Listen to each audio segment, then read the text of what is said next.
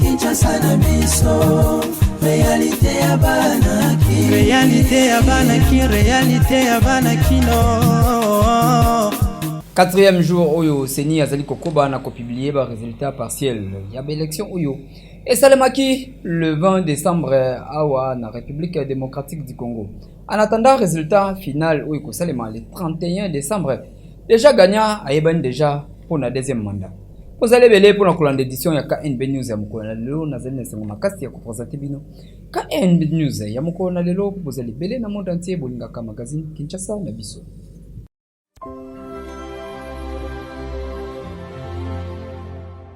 Chers compatriotes, nous sommes heureux de partager encore une fois ce moment de communion avec vos familles. Ce message de vœux est devenu depuis 5 ans maintenant une tradition et nous mesurons à juste titre la grâce que nous avons d'être parmi vous. En effet, outre la présentation des vœux, nous avons pris rendez-vous chaque année en cette période précise pour faire d'une part une brève rétrospective de l'année qui s'achève et d'autre part des projections pour l'année qui s'ouvre. Nous vous invitons à continuer à croire en notre capacité, en tant que peuple, à surmonter les défis, à réaliser nos rêves et à continuer d'aller de l'avant, quoi qu'il arrive. C'est tous les jours que nous bâtissons ce grand Congo, que nous léguons aux générations futures. Que chaque famille soit remplie de joie et d'espoir, renouvelée avec la promesse d'un avenir meilleur et que tout Congolais vive dans l'unité, la sécurité et la prospérité. Tels sont nos vœux pour l'année 2024. Nous vous souhaitons une bonne fête de Noël et une heureuse année 2024. Mongo akue na moye. Nzambi anulama. Nkolo azala na bino. Mfumu Nzambi kakala ibenu. Que Dieu bénisse la République démocratique du Congo, son peuple et tous ceux qui l'ont choisi comme leur lieu de résidence. Malgré interdiction, il y a gouvernement kasi opposition a continué toujours ko sala marche na ye mokolo alelo kasi bendi mwa mbutu awa biso to proposer le bino élément oyo sa commentaire.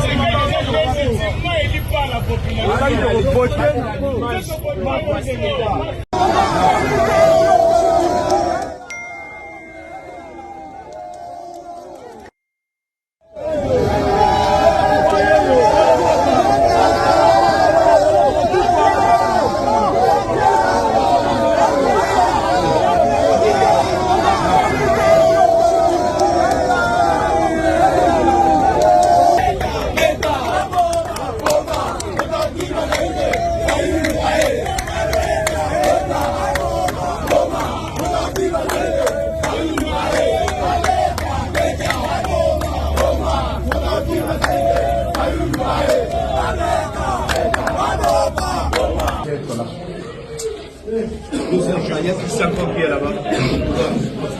Il y a encore qui est ici. Qui? Un autre. Il y a un autre qui est couché. Mais est-ce qu'on ne peut pas demander laisser l'air à cette personne pépé? Il y a un dispensaire ici. Hein? Non, mais il y a un dispensaire ici. On peut demander pour les évacuer dans ce dispensaire. Oui, moi je dis que c'est ça la vérité.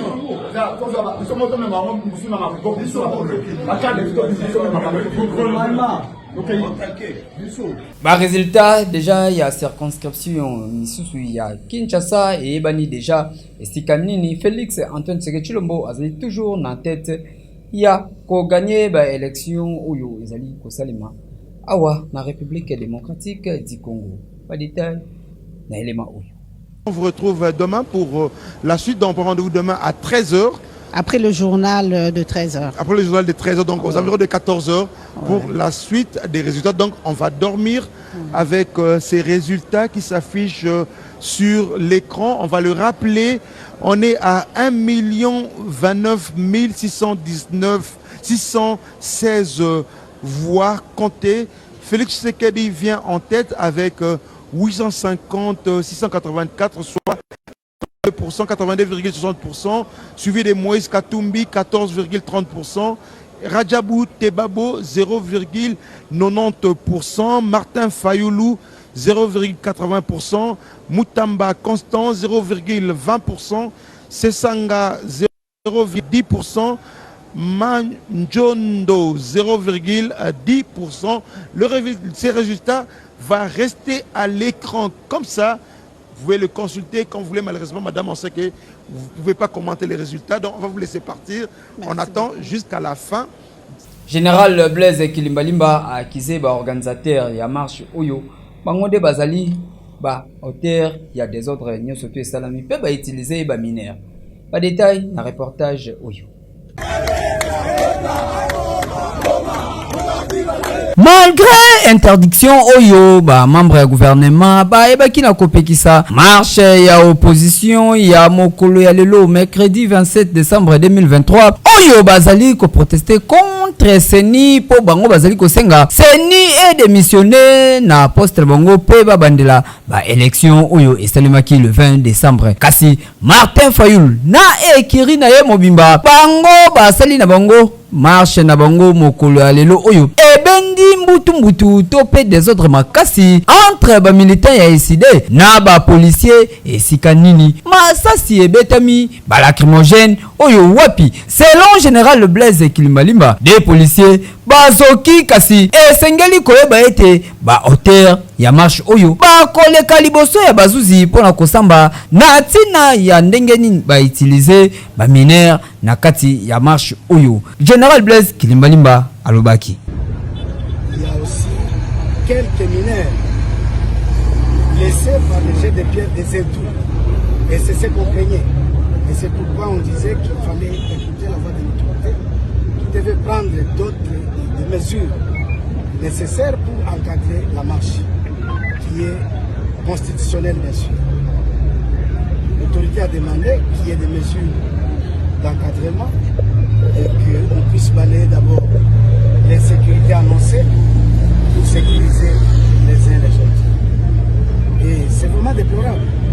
Si l'organisateur doit mettre à l'avant-plan des mineurs qui ne sont pas accompagnés par les parents, c'est que prévoit la loi aussi. Je crois qu'avec le temps, l'organisateur sera interpellé pour justifier la présence des mineurs dans la manifestation qu'il a demandé. Toza kotalela pe tozali ko jimele ndenge nini makambo oyo ekosuka kasi boye ezali kitoko te ezali mabe makasi soki pe bakonzi bapekisi esengeli koyoka soki pe déjà opposition ba informaki esengeli kotika bango basala oyo ezali posa na bango kasi na kimia nyonso tu boye ezali kitoko te ezali mabe makasi.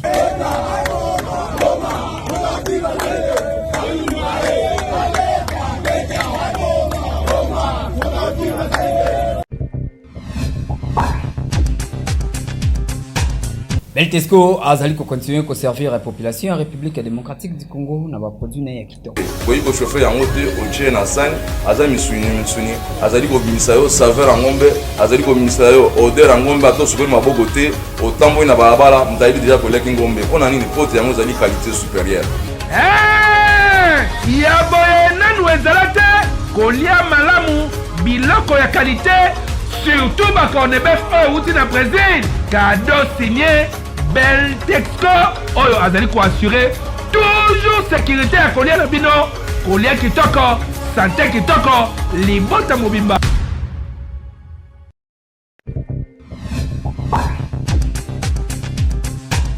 Kinshasa lokola l'équipe partout population à réagir na ba propos ya Pape François Ier oyo asengi na ba sango nyonso bakoma kopambola mabala ya ba homosexuel awa na Kinshasa totuna kibongo la population balobi boy tout se positionner contre l'église catholique parce que les églises ils ont sali honneur à Bonzambe na kati ya mokili. Mikolo oyo église catholique epeli moto pona message oyo ya Pape François asalaki mokolo ya lundi le 18 décembre ya année oyo kaka esika nini azali ko autoriser pe asengi na ba archevêque nyonso tu église catholique bakoma na bango ko pambolaka mabala ya ba homosexuel kasi bato ebele na Afrique batelemeli yango lokola ba prêtre catholique kasi biso awa pe na KNB to tunaki population bango pe balobaki boye ninga apocalypse le bien so na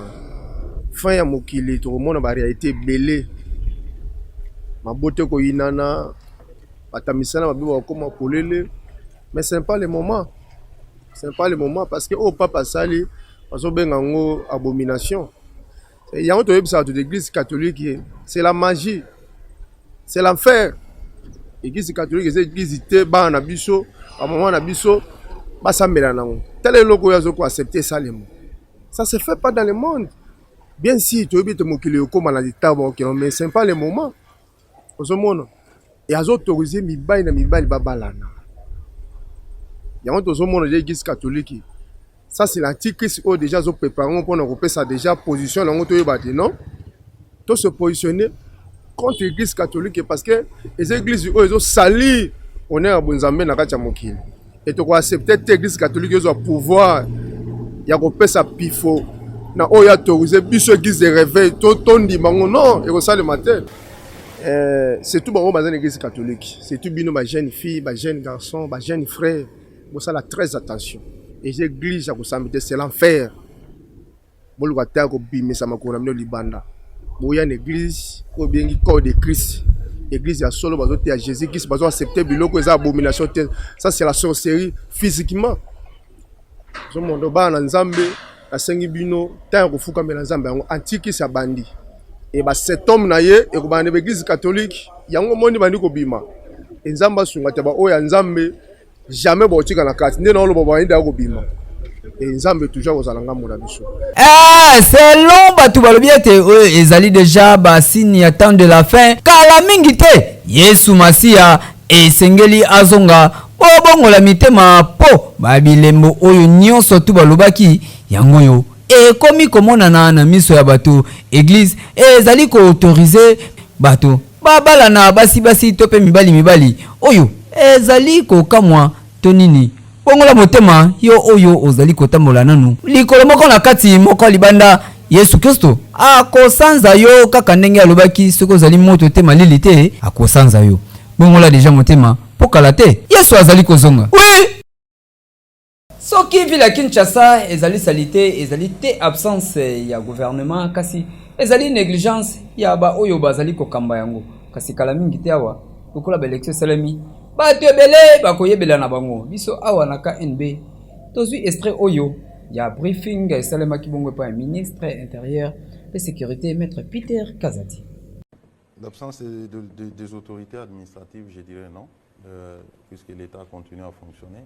Na briefing oyo esalemaki mokolo ya mardi 26 décembre 2023 ministre ya intérieur Peter Kazadi na motuna oyo batunaki ye ville ya Kinshasa etikalaki isolé to pe abandonné salite oyo wapi kasi na réponse na ye ministre intérieur Peter Kazadi alobaki ete ville etikalaki abandonné te po gouvernement ezalaki wana bazalaki kosala musala ndenge esengeli kasi soki bo constataki salite oyo ezalaki na ville ya Kinshasa ezali bongo négligence ya ba autorité urbaine nde bango babetaki na bango kara po bakoteki na makambo ya élection kasi oye ba ete kala mingi te lokola ba élection esalemi bato ebele bakokende na bango oyo ezali bal moko tiré directement et epai ya gouverneur ya ville ya Kinshasa après ba élection oyo bato nyonso tu oyo basali musala kitoko te bango nyonso tu zawenda. Mais ce n'est pas parce que la ville n'est pas entretenue que cela signifie qu'il y a absence de l'autorité administrative. Les autorités sont là, ils fonctionnent. Je pense qu'il s'agit tout simplement d'une négligence, hein, je dirais, des responsables de la ville. Je crois bien que avec ces élections, les choses vont changer. Certainement qu'il y aura des nouveaux dirigeants qui feront mieux que ceux qui sont là aujourd'hui. Voilà.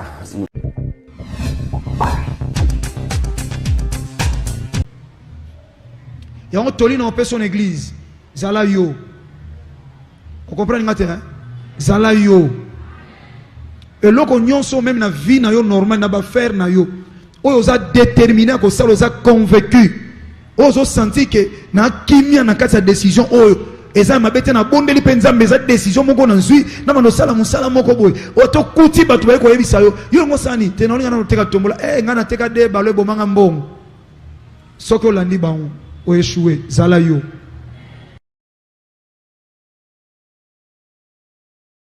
Échec de la classe. Ah! Non, je te dis la vérité, échec de la classe. Ah! Yo domo apo Hollande la boy, o se lanza muzwata batemte. Kato makolo ano go regret. Nana posa ndeto simba na tana nzoto to ka kato simba na ki. Sale loko sala. Sale loko sala. Yo simba na ngana. No simba na yo. Soso kansa na uti kombe, na uti matete ya. Na uti matete. Yo simba na ngana nzoto. Na ko luka musape dimwe na pesi yo chance. Keba. Yo so kebi sanga. Kebi sio. No pe na simba na musala nzambe te sana lo molingi. Salango. O regretter. Salango. Na mona nde mutu. Alobi salango. Na mona mutu nde longo na place. O pe san kande. Ngana peso kande. Abi salango. Na mona nde mutu longo na place. Longwa. Aventurier. Longwa.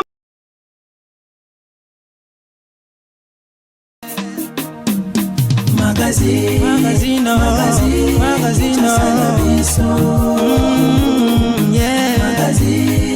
magazine, Kinshasa na biso. Réalité ya banaki, réalité ya banaki, réalité ya banaki no.